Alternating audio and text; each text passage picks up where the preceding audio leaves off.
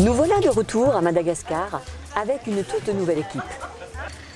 Direction l'école Akama, au cœur de la capitale malgache, Antananarivo. Après les retrouvailles avec l'équipe malgache, nous échangeons avec M. Rivo, le directeur de l'école. Pas de temps à perdre. Les dernières recommandations et la mise en place s'enchaînent très vite.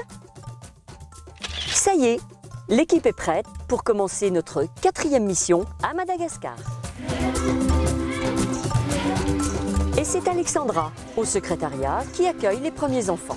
J'allais chercher un enfant, je l'accueillais, je regardais ses appareils, si j'avais le bon enfant avec la bonne fiche.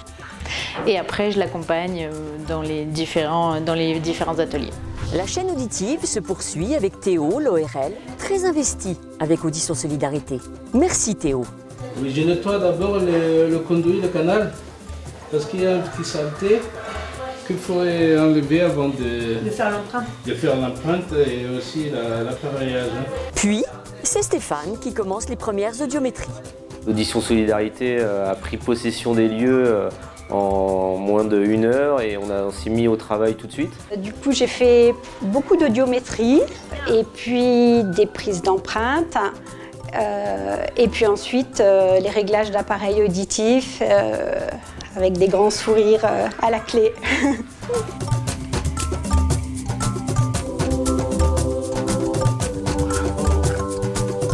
En fait, j'ai rencontré que des personnes sympas et on a partagé, ça s'est super bien passé, on passait d'un poste à l'autre, on a échangé énormément et puis on a l'impression d'avoir été utile.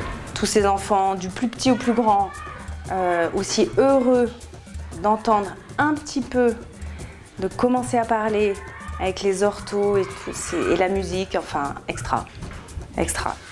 Allez, je t'emmène à l'appareillage? Allez, viens. Nous voici dans la salle d'appareillage où se font aussi les prises d'empreintes et la fabrication des embouts.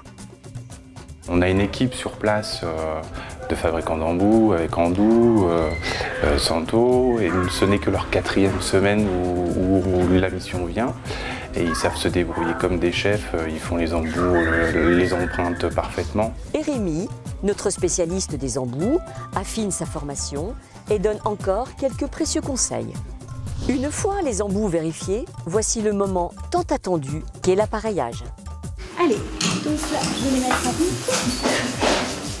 Non mais comme ça, si le ballon, ça... Ouh, c'est trop fort. Là, ça va? Oui.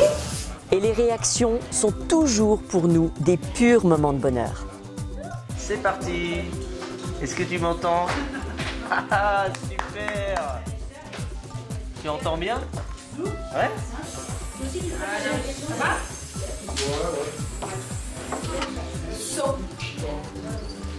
J'ai vraiment apprécié compléter la formation, surtout de Santa et Rosalie.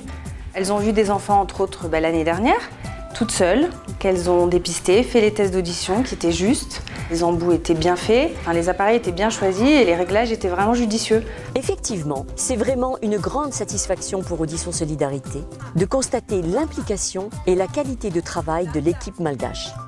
Voici Nambinina, une enfant pleine de vie qui a fait une longue route pour pouvoir être appareillée par nos soins. On marche les appareils. Hop là. Atteinte de surdité moyenne, Nambinina, enfin appareillée, se reconnecte très vite, pour notre plus grand bonheur et celui de sa maman. Alors vite, passage en orthophonie chez Clotilde. Regarde, t'as vu la belle photo?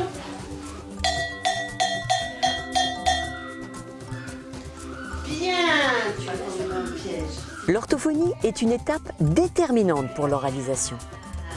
Maintenant, c'est vous qui allez lui demander.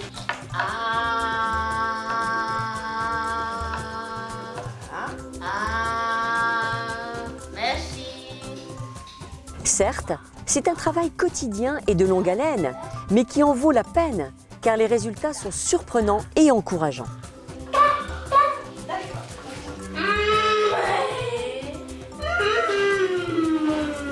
À toi.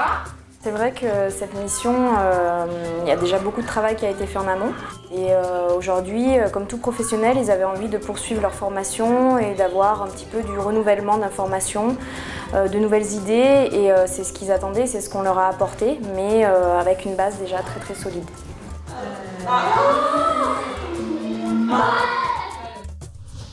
Et c'est au tour de Gabriel de travailler la musique et le rythme avec les enfants.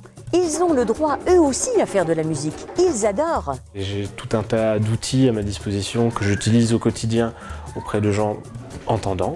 Et ça a été un peu de faire un saut dans l'inconnu en arrivant avec mes outils, sans savoir si ça allait fonctionner ou pas. Donc la plupart des outils fonctionnent et c'est formidable. Ça a été du plaisir et du bonheur du début à la fin. Vraiment, chaque atelier, même les ateliers moins évidents, ça a été du bonheur. Merci. Notre mission s'achève, comme toujours, sur un air de musique rempli d'amour et de joie, un dernier bon moment de partage. Merci encore au peuple malgache pour cette grande leçon de vie. Que cela nous fait grandir.